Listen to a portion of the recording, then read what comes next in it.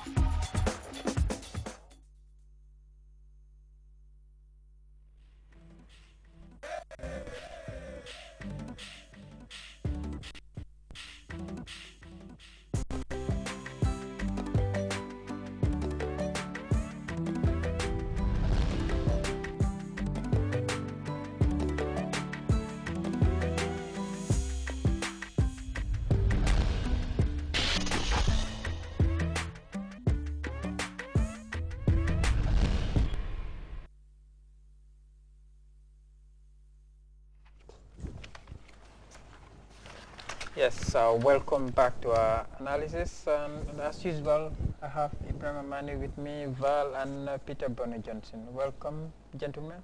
Thank you, Babakar. We've watched another exciting game after last night's disappointment for our neighbors, Senegal, and the qualification for the First Nation. Yes, it was an eventful evening. Last night, to say the least. Senegal were stung at the very, very last minute. They were still in it with a draw. They were still in it because if they had the point, they would still be in the tournament technically. But after that last minute killer blow from Kili Paulo, I think they're coming back to Dakar sooner than expected. Pete, was it a surprise? No, but I said it here after the first half. I said if Senegal continues exposing their defense, Equatorial Guinea might score them, and that was exactly what happened because everybody was going on the attack. When Senegal scored some 2 minutes before the end of the game, we thought they might as well be in with a shout for, a final hurry. All of a sudden, they were stung, as he said, in the final minute. Well, if you watch the game, you'll see the frustration on the coach, who was like kind of waving at the players to come back because he has seen the possibilities of a 4-point qualification. And unfortunately, it fell to the deaf ears. But you look at the players who were playing; it is not in their character for them to recover because it was all of offensive football players. So who should be blamed for Senegal's demise? Or it's too early for an inquest? Always the coach takes the blame. Always. I'm asking now if you are to, definitely point fingers. Personally, I would put the blame on the players, especially last night. Why? They scored very last, like couple of minutes before the end of the game. Yes, they did see a chance to probably get another point, but they should have been a bit more matured to know that yes, even with another 3 points later on, we can still make it. But they went gung-ho and leaving their defense exposed. Peter? They were just not disciplined in defending. The 2 games? Yes. Both games. Yeah. I am an educated person, but I'm afraid I can't intelligently speak about what really happened with Senegal. But the personnel was... no, it's difficult for me to, because some of the areas I would think of is, one, Amara selected the players not based on their positions, 1, 2, there might be a problem at the backroom staff. 3, I really can't understand. He doesn't have a second plan to a tournament. because he played well and qualified straight, but the tournament is different from qualification. So he would have come up with at least 2 formations, and those players should be part of the team, the contingents that he would have taken.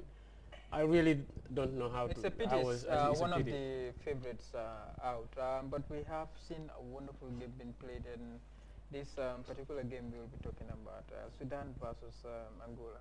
2 brilliant You called it a pity, back to the Senegal thing, but it's also beautiful seeing an upset in a tournament like this, unexpected stuff coming out. For the romantic aspect of it, we all want to see something. From a neighbor's point of view, it's a pity, yes. It's a big the pity. journalists who always create problems for such teams. Putting pressure on them. But well, coming... like you say, the match Sudan and Angola. Well, I think this tournament for now, for the second round, would be marred with defensive errors. But we just saw a sluggish defensive error from the Sudanese defender, which Manucho uses his strength, to block, and then pressure him, and then he never made a mistake. He picked his spot and clinically finished. I think from there on, it's funny when you look at Sudan playing against Ivory Coast. Is it Ivory Coast? And then they play behind the ball. And all of a sudden, the concept of play was like open game. They were very adventurous from the flanks, and their successes came from sending a lot of balls. And that's from there they had the goal. They become over too ambitious from unlikely shots that were not going to be successful, but they did try. When Sudan conceded very early in the game, and Angola piling up the pressure, I for one thought, look, it's over. Yeah, it's over.